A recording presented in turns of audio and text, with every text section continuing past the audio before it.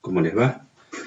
Hoy vamos a hablar un poquitito de morfología funcional, análisis de movimiento, etc. Esta es una clase donde lo que vamos a tratar de hacer es integrar conocimientos de modo tal que nos permitan analizar ejercicios, analizar gestos de la vida diaria, etc., donde todos podamos integrar, como le digo, las unidades anteriores y de paso que nos sirva para el estudio. Muchas veces nos preguntan en clase cómo hacemos para recordar los músculos, para no olvidarnos, etc. Bueno, la forma es esta, es asociando, chicos.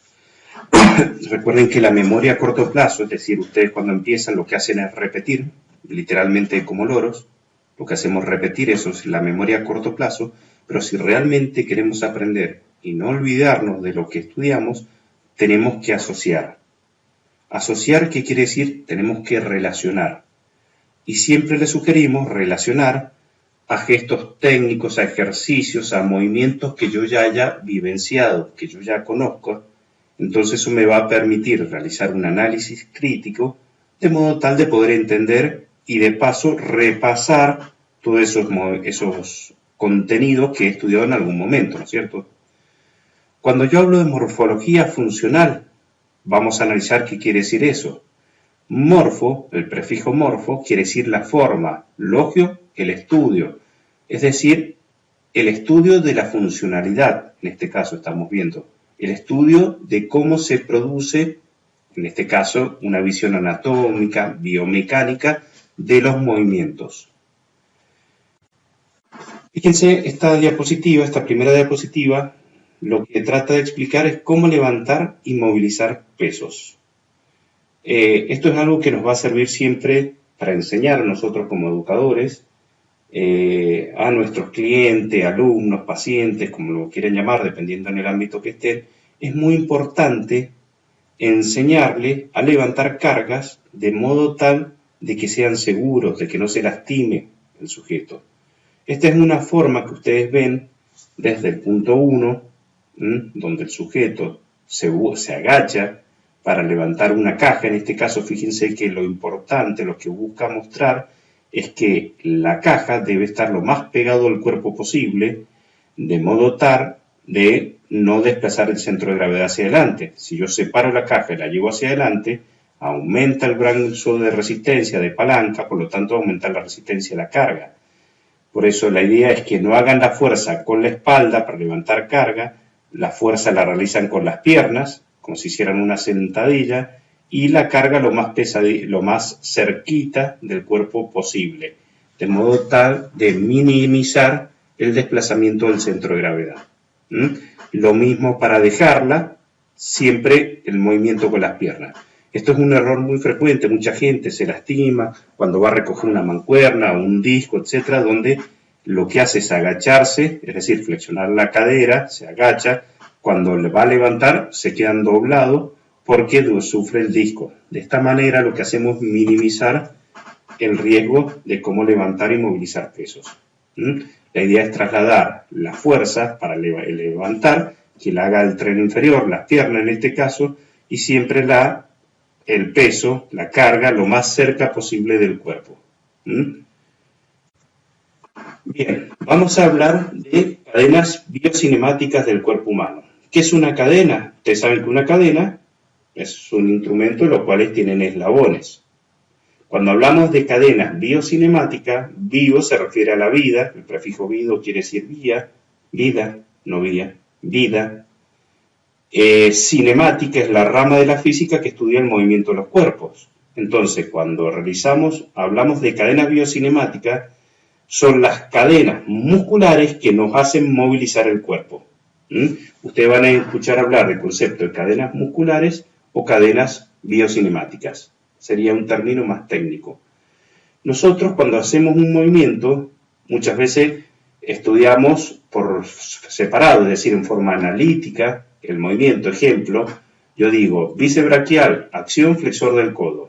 Sí, pero eso es una acción analítica, donde el músculo han visto que hace más de una acción y muchas veces, dependiendo de la posición, esas acciones no coinciden, no son las mismas. Por eso el mismo músculo en ciertos ejercicios es agonista o puede ser sinergista o también inclusive antagonista, que es el que se relaja para permitir la acción del agonista. ¿Quién define lo que es la cadena muscular? Uno cuando hace un movimiento no dice, a ver, vos músculo te contraes, vos no, vos sí, vos no. Esto es automático. Lo hace obviamente el que define la cadena, es el sistema nervioso central. Nosotros simplemente cuando hablamos de voluntario, un ejercicio voluntario, lo que hacemos es enviar el impulso eléctrico, ¿sí?, para generar la acción. Yo digo, quiero levantar el teléfono y simplemente lo levanto. Yo no pensé, y ahora flexiono el hombro, lo abeduzco, flexiono el codo, flexiono la muñeca y flexiono los dedos. Recién allí vuelvo a flexionar el codo. O sea, eso lo hago en forma automática. O sea, la acción voluntaria es simplemente el tomarlo o el dejarlo. Eso es lo voluntario. El resto es automático. Esos músculos que se contrajeron para realizar esa acción tan simple que es como levantar el teléfono, es la cadena biocinemática o la cadena muscular. Como digo, ¿quién define el empezar o el terminar una acción? Es el sistema nervioso central, lo voluntario, lo consciente, la corteza cerebral. Ahora, ¿qué músculos se contrajeron? Lo que nosotros hacemos es enviar un impulso eléctrico, en este caso, al tren superior, va a bajar de la corteza cerebral ese impulso eléctrico por una vía eferente o descendente, una motoneurona.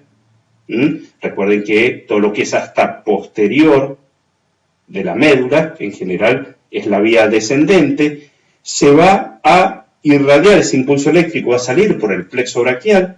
Vamos a hacer de cuenta que es del brazo derecho, porque voy a tomar el teléfono con mi mano derecha. Entonces, ¿qué es lo que van a hacer? Las ramas colaterales del plexo braquial,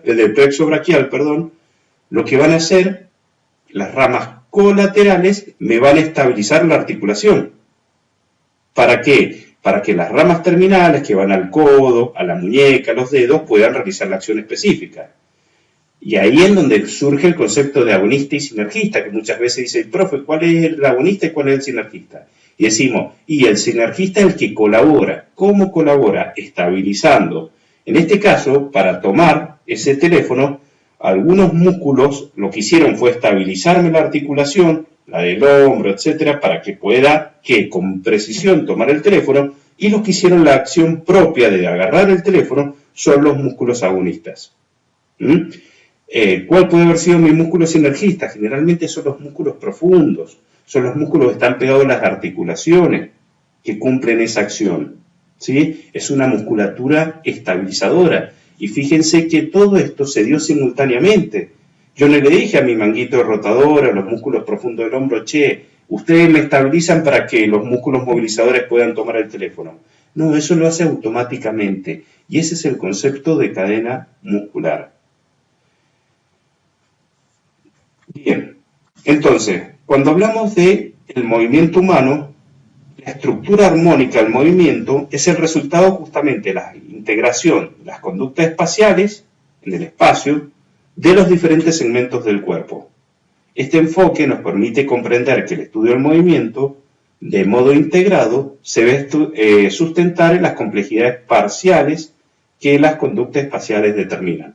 Cuando hablo de espacial, chicos, no es el espacio profundo, me refiero al espacio, es mi esquema corporal en el lugar que yo estoy. Estoy sentado en una silla, con una mesa, al lado tengo otra mesa, o tengo un sillón, lo que sea. Ese es mi espacio, y esas son las conductas espaciales. Cuando yo me muevo en una habitación donde tengo distintos obstáculos, a eso se refiere con espacial. Entonces, ¿cómo se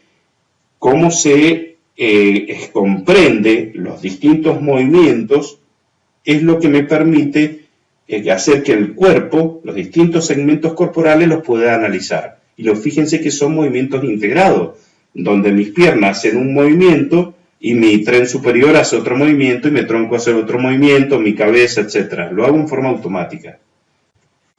El sistema biomecánico es una copia simplificada. Es un modelo del cuerpo humano en cual estudiamos las leyes de los movimientos. Los pares y cadenas cinemáticas son conceptos tomados de la teoría de los mecanismos y las maquinarias. Justamente cuando yo hablo de biomecánica, es justamente un ser biológico, vida, en este caso el ser humano, viendo cómo, o estudiándolo desde el punto de vista mecánico. Por eso hablamos de palancas, podemos hablar de momentos de fuerza, podemos hablar de velocidades angulares, de torque, todos conceptos que ustedes han estudiado en algún momento en la física, ¿sí? Pero lo trasladamos en este caso al cuerpo humano. Un mecanismo es la unión de dos cuerpos que transforman y transmiten uno al otro determinados movimientos, ¿sí? Y una maquinaria es un conjunto de mecanismos. Entonces, fíjense esta frase. Un mecanismo es la unión de cuerpos que transforman y transmiten uno al otro determinados movimientos. Entonces, ¿qué podría ser un mecanismo? Imagínense el húmero, el radio, ¿sí? El cúbito y el radio, con el húmero, la articulación del codo, los músculos que hacen acción. Eso sería un mecanismo, donde yo estoy transmitiendo un determinado movimiento. Ahora, ese húmero con el cúbito y radio, más la articulación del codo, más los músculos, tendones, etc., están dentro de una maquinaria que es el cuerpo humano completamente, o sea que es un conjunto de mecanismos. Entonces yo puedo analizar al codo en forma analítica o cómo hace el cuerpo en forma global, ¿sí? Ese conjunto, cómo trabajan los conjuntos de mecanismos, o sea, cómo trabaja el codo en conjunto con la muñeca, con los dedos, con el hombro, con la columna, con la cadera, con la rodilla, con el tobillo, etcétera, etcétera. Las asociaciones de acciones musculares es lo que se denominan como cadenas musculares o cadenas cinemáticas o biocinemáticas, que recién vimos. Representan la mejor participación del sistema nervioso en el control y el equilibrio frente a tareas planteadas por la constante interacción con el medio. Entonces, nosotros cuando aprendemos a hacer un movimiento, un gesto técnico, lo que sea, fíjense a un bebé, cuando quiere tomar las cosas al principio es torpe, y se le caen, las tira, ¿sí? Son movimientos incoordinados, son movimientos bruscos, que ¿qué es lo que va a hacer? A medida que interactúa con el medio, es decir, por ensayo y error, lo que hace el cuerpo, el sistema nervioso, es reprogramar. ¿Y qué va a lograr? Que cada vez ese movimiento sea más controlado y más equilibrado, y que esos movimientos simples cada vez sean más complejos. Eso se hace, ¿sí?, por estímulos, respuestas, por ensayo y error. Eso lo hacemos desde agarrar el teléfono a aprender un gesto técnico, por ejemplo, lanzar una pelota al cesto, ¿sí? Cuando hago un lanzamiento de una pelota al cesto, fíjense qué es lo que yo hago. Y hago toda una técnica, y esa técnica en algún momento la pude aprender. Por eso van a ver que la primera vez que a la persona que le dicen, che, tenés que lanzar al cesto, ¿qué hacen? Tiran de abajo, agarran desde abajo hacia arriba, ¿sí? Porque es lo más natural. Pero a medida que van practicando, van aprendiendo formas más eficientes, controladas, equilibradas y precisas de lanzar al cesto. Todo eso, ¿de qué depende? Del sistema nervioso. ¿Cómo hace el sistema nervioso? Lo que hacemos es visualizar el gesto técnico y después hacerlo cada vez con más precisión.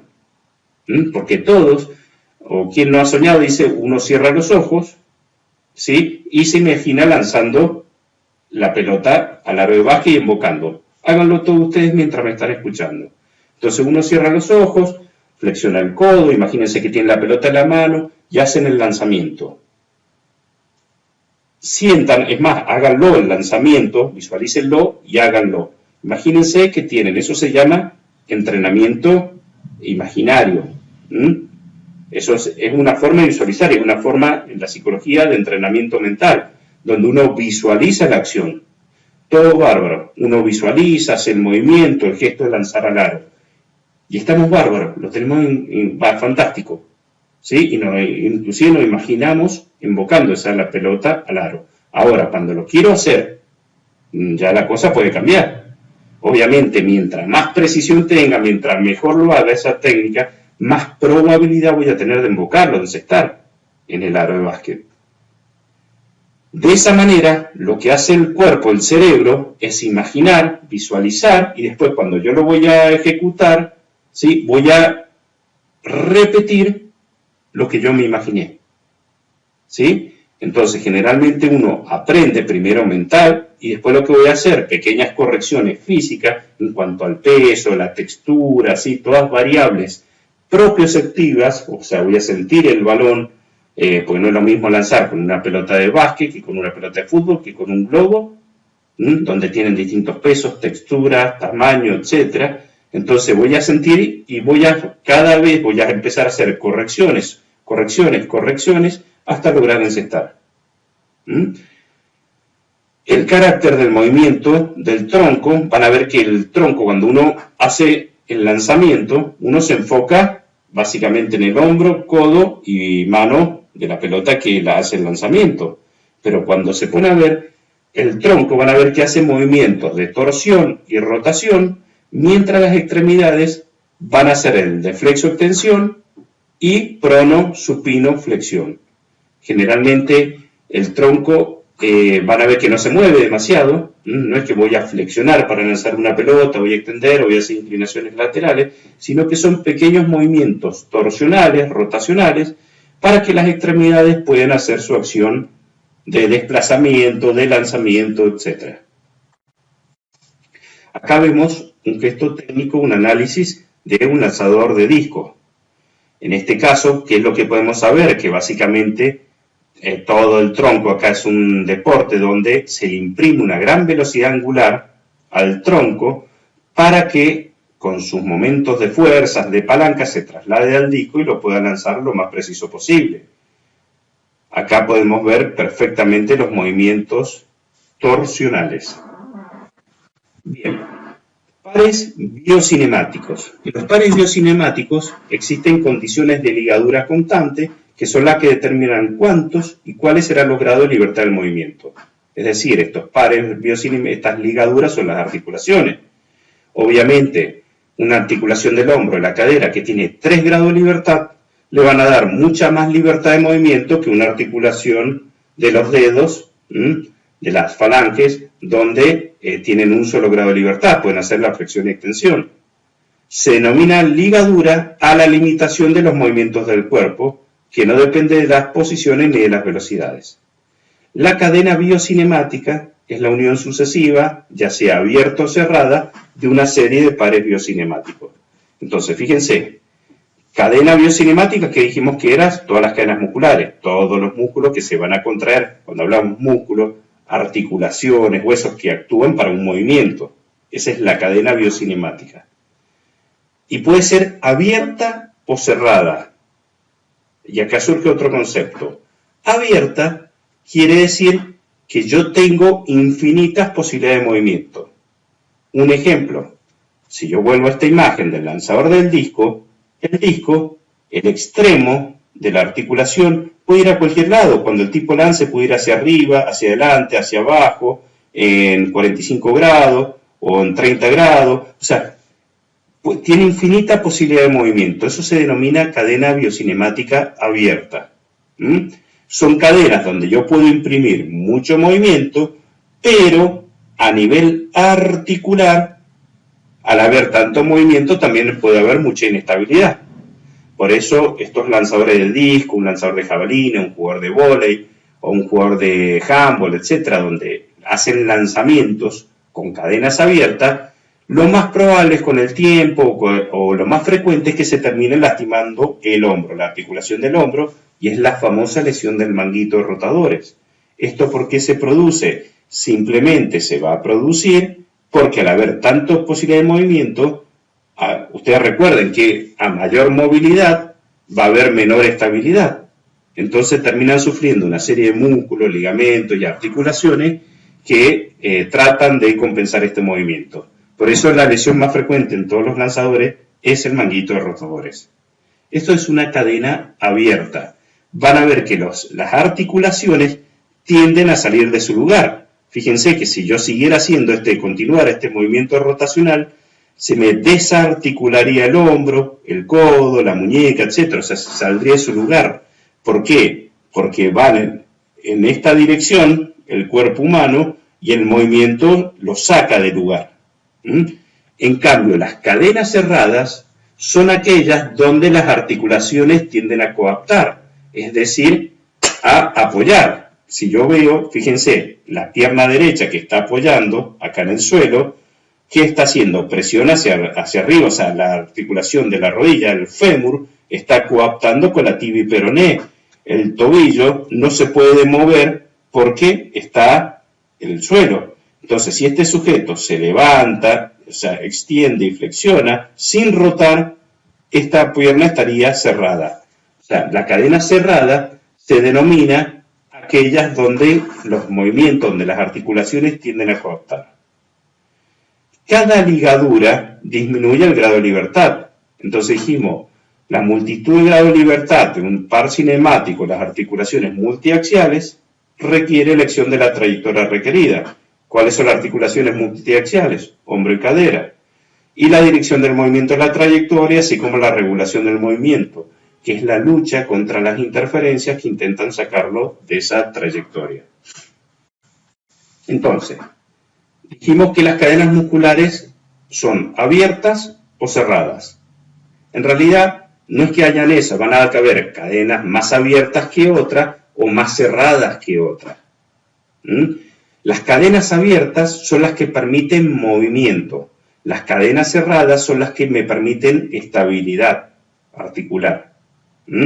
Yo sacrifico movimientos, genero ligaduras, ¿sí?, donde voy a tener las articulaciones más estables.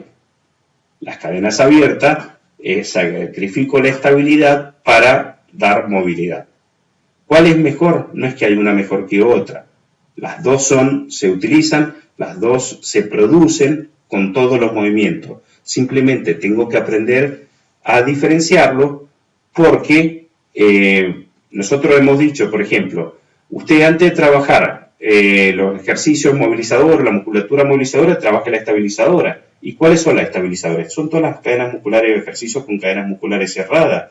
¿Por qué? Porque eso me van a ayudar a dar estabilidad al cuerpo. Una vez que tengo un buen trabajo de estabilidad, puedo trabajar con movilidad. Esto es más simple, esto es más complejo. Voy de lo fácil a lo difícil, de lo simple a lo complejo. Una cadena muscular abierta es cuando la expresión estructurada y armónica del movimiento culmina con la libertad de acción, mano digital, son posibles los movimientos aislados en cada articulación tomado por separado. Ejemplo, acá vemos un jugador de fútbol. ¿Qué es lo que hace? La pierna, yo puedo patear la pelota hacia arriba, hacia acá, hacia un lado, hacia el otro, etc. Esta cadena, si ustedes lo ven, no tienden a coaptar hacia el sujeto, sino tienden a salirse de su lugar. Así como estaba el lanzador de disco, ahora tenemos el jugador de la pelota. Esto sería una cadena, cuando yo me refiero a cadena abierta, chicos, que sería todo el tren inferior acá, hasta llegar hasta el pie. Entonces el sujeto puede patear para cualquier lado, literalmente. Como de hecho lo hacen muchas veces los futbolistas, ¿no? Que tienen el arco enfrente y ¡pum!, la patean arriba. Y vos decís, ¿pero cómo hizo eso? Y por la infinita posibilidad de movimientos que tiene, ¿no? A diferencia de una cadena cerrada, donde usted no van a ver un ciclista que esté pedaleando para cualquier lado. ¿Por qué? Porque en este caso, la bicicleta, el sujeto lo que hace es empujar el pedal. Vamos a empujar, las articulaciones tienden a coaptar y siempre va a ser el mismo recorrido. ¿Sí? Es un recorrido constante. Esto es en un ejercicio muy cerrado, donde van a ver que mantienen las extremidades a través de un agarre, el uso de un implemento u otros medios, van a ver que los músculos que se contraen son siempre los mismos, etc. Entonces van a ver que el riesgo de lesión es mucho menor en este sujeto que en este. ¿Cuándo se lastima un ciclista? ¿Cuándo se cae? Cuando hay un accidente, son lesiones traumáticas. Pero si no, es raro que alguien se lesione andando en bicicleta. En cambio, jugadores de fútbol constantemente van a ver que se lesionan. ¿Por qué? Por la infinita posibilidad de movimiento. ¿Y para qué me sirve esto? Y imagínense, viene un abuelito, ¿qué ejercicio le van a dar a ustedes? ¿Esto o esto? Es obvio que lo más seguro para el abuelito es esto, porque su riesgo de lesionarse va a ser mucho menor que haciendo esto. Por eso les va a pasar a ustedes en el gimnasio, o si les toca trabajar en el ámbito de la salud, chicos, la cantidad de gente, no nosotros, ahora les hablo como kinesiólogo, les digo, decimos el fulbito provee. ¿Por qué? Porque todos aquellos que de joven juegan al fútbol quieren hacer lo mismo de viejo y se terminan rompiendo por todos lados. ¿Por qué? Porque ya no estoy preparado para eso. Y no es porque esté viejo, sino que no estoy entrenado, no trabajo previamente la estabilidad. Pasa mucho lo que se conoce como el deportista de fin de semana, sujetos que se comen el asado, medio borracho, encima se largan a jugar al fútbol y se terminan rompiendo de 800 millones de pedazos. ¿Por qué? Porque no es lo mismo, justamente el juego, la diversión, etcétera, no es lo mismo el riesgo que se corre haciendo esta actividad que haciendo esta otra. ¿Sí? Bueno, ¿cómo deberíamos analizar un movimiento? Lo más importante primero es seleccionar un movimiento a analizar. Vamos a ir el movimiento en partes o fases lógicas. Normalmente todos los ejercicios tienen una fase preparatoria, una fase de ejecución y una fase de finalización. Luego vamos a considerar la posición de partida del cuerpo y siempre debe tener en cuenta el efecto de la gravedad en la acción muscular. Vamos a considerar la naturaleza del movimiento, si va a ser rápido o lento, si es balístico, si es contra resistencia, etc. Vamos a identificar el movimiento de cada segmento corporal y analizar la acción de sus articulaciones. Vamos a considerar todos los factores esenciales y analizar la acción muscular. Y acá vamos a analizar, por ejemplo, ejercicios. Vamos a las abdominales. Entonces, ¿qué es lo que yo le voy a decir al sujeto? Vas a tener una posición inicial donde el sujeto va a estar apoyado, las piernas van a estar en el aire, y ¿qué es lo que va a hacer? Simplemente va a hacer una flexión de la columna vertebral y vuelvo a su posición normal. Entonces, yo les pregunto, ¿este ejercicio es abierto o es cerrado? ¿Es una cadena abierta o es una cadena cerrada? Y van a ver que es una cadena abierta, ¿por qué? Porque el sujeto tiene los extremos articulares libres. La columna no tiende a coaptar, sino tiende a salirse de su lugar. ¿Sí? Por eso una persona, si yo estoy con dolor de espalda, no es el mejor ejercicio hacer esto. Lo más probable es que agrave su dolor de espalda. ¿Por qué? Porque va a estar inestable su espalda por hacer este ejercicio. Entonces, identifiqué el ejercicio, sé cuál es la posición final, sube y vuelvo a la posición inicial, subo y vuelvo a la posición final. Después, ¿qué es lo que tengo que decir? Bueno, identificar cuál es la resistencia. En este caso, la resistencia del peso corporal, el tronco. Vamos a hacer cuenta que las piernas no las voy a mover, sino van a estar fijas. Nos vamos a enfocar en el tren superior. Entonces, yo sé que cuando subo, venzo la resistencia. Cuando desciendo, me dejo vencer la resistencia. O sea, cuando subo, al vencer la resistencia, ¿qué va a hacer? Los puntos de origen e inserción, que en este caso el músculo agonista va a ser el resto anterior del abdomen y los oblicuos, que ustedes lo ven acá resaltado, ¿qué van a hacer? Al vencer la resistencia es la contracción concéntrica, y cuando yo me dejo vencer es una contracción excéntrica, pero el músculo siempre es el mismo, el músculo no cambia. Entonces, si el abdomen, los músculos abdominales son agonistas, el cuadrado lumbar, los músculos paravertebrales, que son el intertransverso, interespinoso, el transverso espinoso, etc., son antagonistas.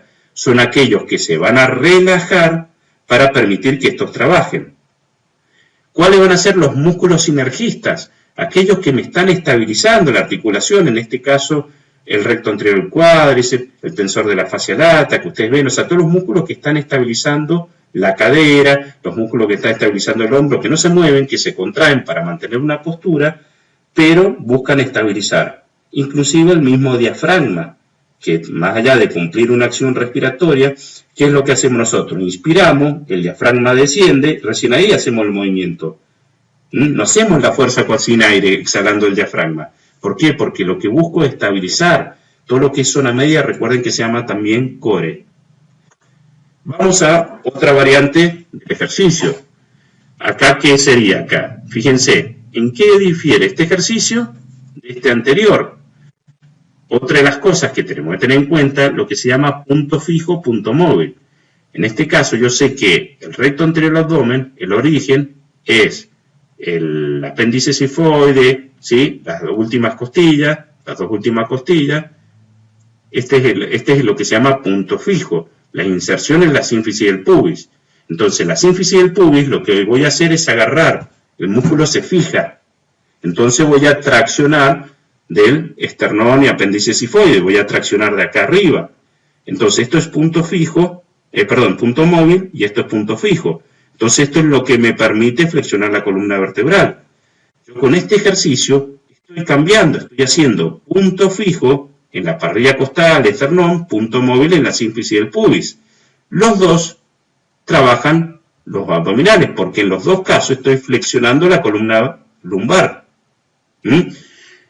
¿Por qué les muestro esto? Porque acá es donde sale el mito de esto es para abdominales superiores y esto es para abdominales inferiores. Recuerden que el músculo es el mismo. No existe un recto anterior superior, un recto anterior inferior. El músculo que se encuentra va a ser siempre el mismo. Lo único que cambia es el punto fijo, punto móvil. ¿Cuál está bien? Los dos están bien. O los tres, yo le diría, ¿por qué? Porque son variantes.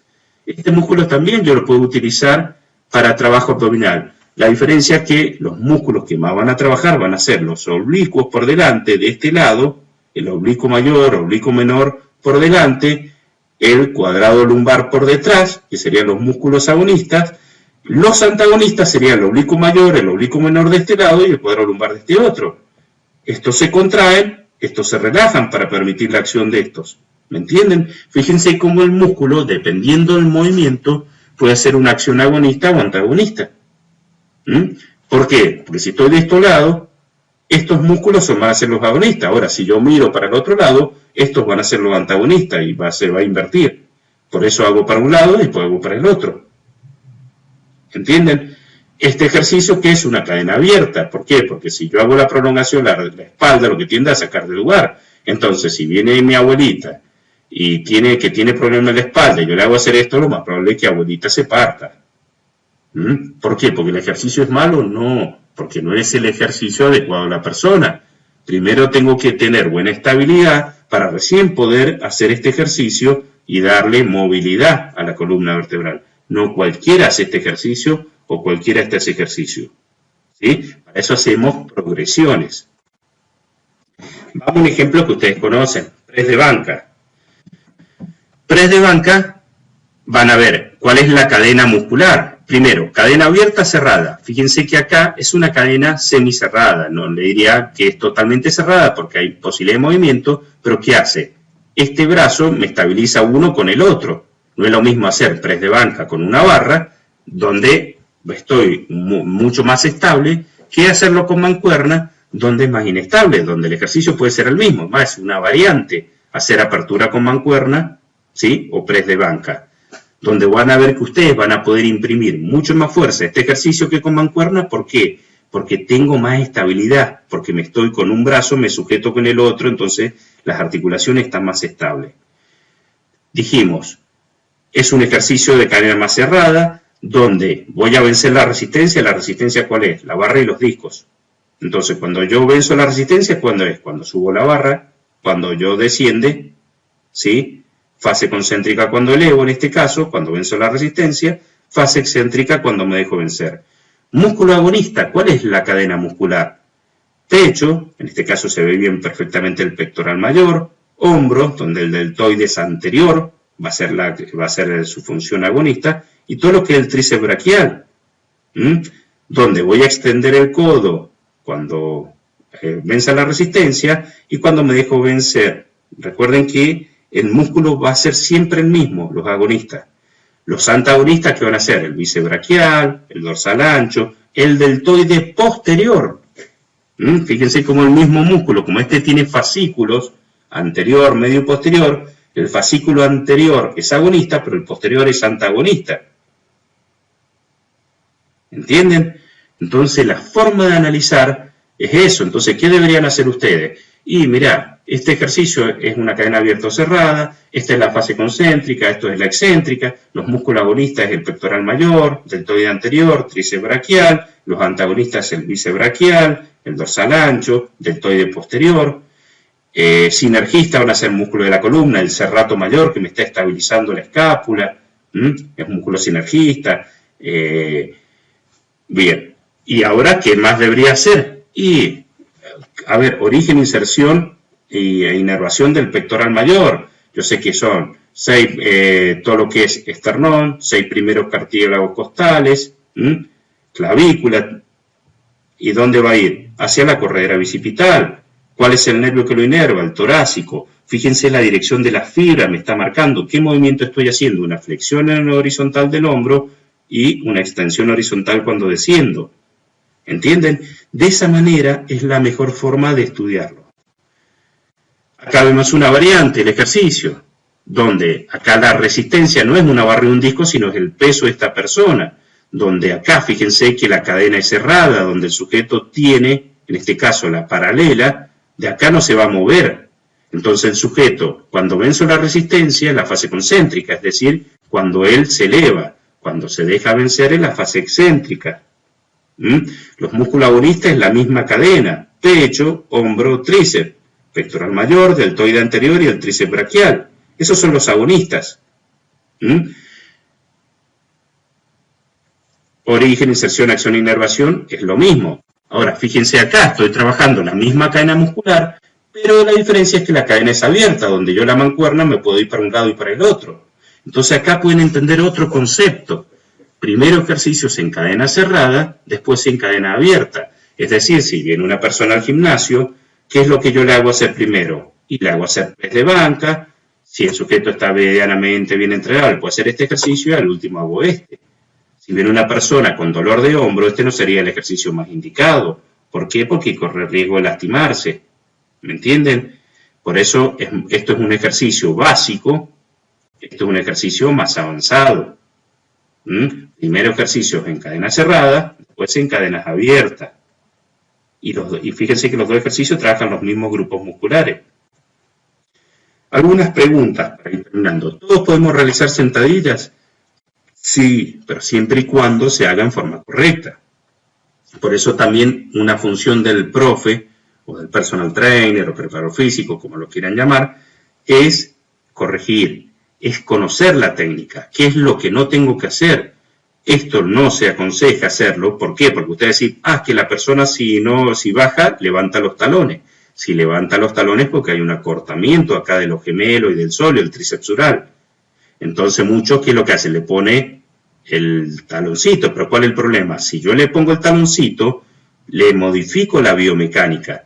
¿Y qué va a pasar? Al levantar el taloncito, las rodillas se vienen hacia adelante, entonces estoy cambiando el brazo de palanca de acá. Entonces yo, esto que le ayudo acá, el precio lo paga la rodilla. Entonces esta persona va a estar más propensa a lastimarse que una persona que haga bien hecho el ejercicio.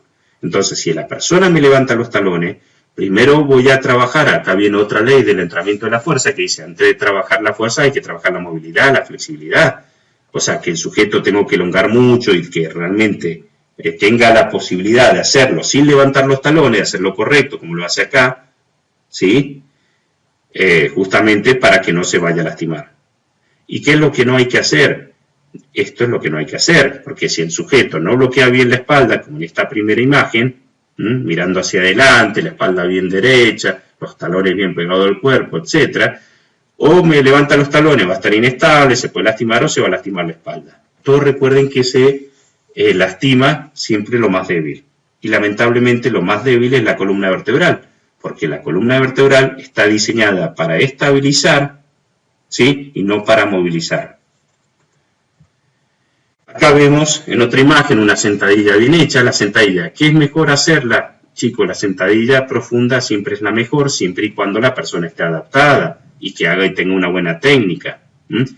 ¿Por qué? No es que sea malo hacer cuarto sentadilla o media sentadilla. El problema es que si yo hago esto, ¿qué me voy a sentir? Liviano. ¿Por qué? Porque trabajo fuerza por distancia. A menor distancia recorrida, menor trabajo. Entonces, ¿qué hace la gente? Y yo lo hago cortito, le echo más peso. ¿Sí? Porque lo siento liviano, y al echarle más peso el que sufre esto es la espalda. Entonces terminan lastimándose la espalda, ¿sí? ¿Por qué? Porque le eché demasiados kilos. Entonces es preferible trabajar con menos peso, aprovechar el peso del cuerpo y hacer el gesto de movimiento correcto, siempre y cuando haya una buena técnica, y estamos hablando de personas sanas, que no tengan ningún problema articular, muscular, nada raro. Acá vemos, ¿qué es esto? Una cadena cerrada. ¿Por qué? Porque yo no puedo llevar las rodillas para cualquier lado. Fíjense, las articulaciones tienden a coaptar. Es un ejercicio básico, donde un ejercicio donde el sujeto se siente y se para en la vida diaria. Por eso cuando yo hago pierna, ¿cuál es el mejor ejercicio para las piernas? Chicos, sentadilla sin duda. Es un ejercicio poliarticular donde trabaja todo el cuerpo. Estoy trabajando la espalda, la cadera, la rodilla, todos los músculos del tobillo. O sea, es un ejercicio poliarticular. Esto es un ejercicio global. Después podré ir a la camilla y hacer un ejercicio analítico. ¿Entienden? Bueno, acá vemos otra variante, que es la prensa en 45 grados. La prensa, ¿qué pasa? Y fíjense, los que han ido al gimnasio, ¿con qué levantan más kilos? ¿Con esto o con esto? Y seguramente con esto. ¿Por qué? Porque al apoyar la espalda, primero ya le saco un montón de peso. Si yo mi tronco pesa 40 kilos, son 40 kilos menos que le estoy echando. Después, el hecho de sacarle el peso a la espalda, y las piernas pueden generar más peso. Entonces le empiezan a echar muchos kilos y se terminan lastimando. Entonces, esto puede ser una variante, no es que sea malo, pero es una variante. El ejercicio básico es esto porque es un ejercicio natural. Acá trabajan todos, músculos estabilizadores, movilizadores, todo. Acá es un ejercicio analítico. Esto es global, esto es analítico. Lo mismo las estocadas. Son ejercicios básicos. ¿Por qué? Porque la estocada simula los mismos músculos de la marcha o la carrera, nada más que más amplio el movimiento. Yo le diría ejercicios básicos para piernas, ¿cuál es? Sentadilla, estocada y alguno de gemelos, chicos, de tríceps sural más que gemelos. Acá vemos, fíjense cómo cambia, de acuerdo al ejercicio, la posición. Si yo pongo las piernas, coloco los talones hacia afuera y la punta de los pies hacia adentro, tiende a trabajar más el gemelo externo, y si los coloco al revés, el gemelo interno. Esto lo hace más el culturista, está pendiente de estas cosas. ¿Cómo deberían realmente trabajar ustedes? Ponerlo derecho, para que trabajen en forma simétrica y que no se produzcan movimientos de rotación, de torsión en las articulaciones, porque eso tiende a lastimarlo. Acá vemos, para ir terminando ya, un gesto técnico deportivo, en este caso un boxeador. Fíjense la cantidad de movimientos angulares, rotacionales, donde de una manera trabajan los brazos, otro el tronco, otra las extremidades, etcétera, etcétera. Entonces, mucho más complejo, obviamente, analizar esto que analizar un ejercicio de gimnasio. Es como realmente tienen que entrenarse, ir aprendiendo, y bueno, y es la única forma, chicos. Bueno, terminamos. Para ir terminando, yo les dejo un trabajo práctico que les sugiero que lo hagan, donde vamos a formar grupos. Esto hoy no lo podemos hacer, pero si tienen la posibilidad de juntarse con algún compañero, con alguna persona, seleccionen 2 ejercicios de musculación, cualquiera. Fíjense que deben ser de cadena abierta y otro de cadena cerrada. Busquen 2 ejercicios diferentes. Van a establecer el tipo de movimiento de la articulación que mayor trabajo mecánico realiza. Entonces yo, por ejemplo, quiero analizar la sentadilla. Entonces, ¿qué tipo de articulación es la cadera? ¿Qué tipo de articulación es la rodilla? ¿Qué tipo de articulación es el tobillo? Vamos a determinar los grupos musculares agonistas, que hacen acción sobre la cadera, que hacen acción sobre la rodilla, que hacen acción sobre el tobillo, y los antagonistas, que son los que se relajan para eso. A partir de allí, voy a hacer origen, inserción, acción, inervación, y de esa manera voy a estudiar. Espero que les haya quedado claro, que les haya gustado la clase. Cualquier cosa lo vemos en consulta. Chau, chau, y hasta la próxima.